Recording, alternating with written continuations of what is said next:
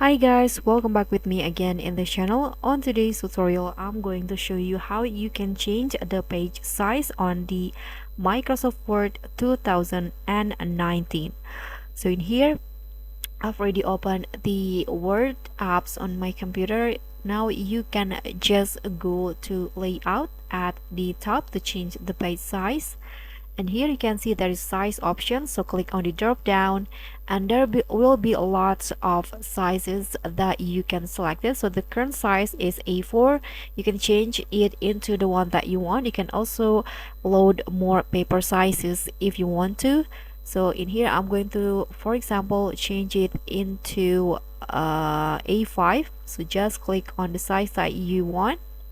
Like this, it will be changed automatically, the layout.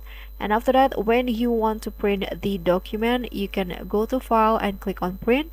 And in here, don't forget to also change the size. So if it will change automatically, but you need to make sure that it's already changed into the one that you want before.